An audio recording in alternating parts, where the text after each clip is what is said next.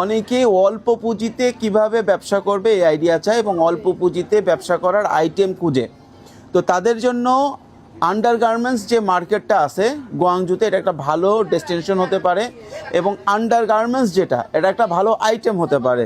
কিন্তু আমাকে বলবেন না, আমি নিজে ব্যবসা করি না, এটার আমার কাছে অস্বস্তি লাগে এটা, কিন্তু এটা একটা ভালো আইটেম বিজনেস করার জন্য অল্প পুঁজিতে।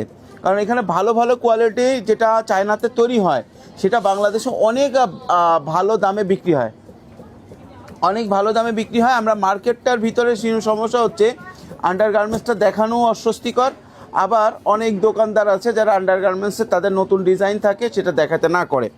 আমার হাতে কিছু কার্ড আছে, এই কার্ডগুলো হচ্ছে এই মার্কেটে যারা ব্যবসায়ী তাদের, আমি এই কার্ডগুলো আপনাদেরকে দিব ইনশাল্লাহ, কোনো সমস্যা নাই। কিন্তু বিষয়টা হচ্ছে যেটা, সেটা হচ্ছে যারা 20টা পেজে আমাদের এই ভিডিওটা শেয়ার করে আমাকে ইনবক্স করবেন পেজ পুঁজি কমে, তাদেরকে এই কার্ডের ছবিগুলো পাঠিয়ে দিব।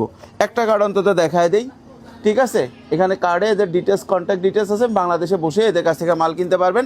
আসেন মার্কেটটা একটু দেখি, মার্কেটটা দেখি এবং সামনে যে ভিডিও শেষে আমি মার্কেটের নামটাও দেখায় দিব। মার্কেটটা 3 তলা, মোটামুটি অনেক বড়, সব ধরনের আন্ডারগার্মেন্টস আছে, সব ধরনের আন্ডারগার্মেন্টস আছে।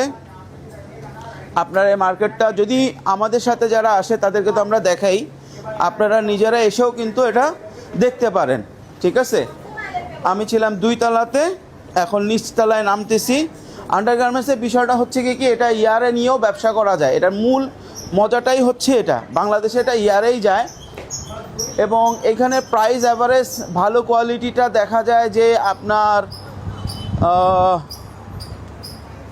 400-500 টাকার ভিতরে পাওয়া যায়, যেটা কিনা বাংলাদেশে যেটা কিনা আপনার 800-1000 টাকা বিক্রি হয়। মোটামুটি 40%-60% প্রফিট রাখার মতো একটা বিজনেস, অল্প পুঁজিতে করা যায়। এখান থেকে আপনি 50 পিস 100 পিস নিতে পারবেন, অর্থাৎ 10-15-20 হাজার টাকার মাল নিয়ে আপনি অনলাইনে বিক্রি করতে পারেন বা আপনার 1-to-1 বিক্রি করতে পারেন, আবার মাল নিতে পারেন, আবার বিক্রি করতে পারেন।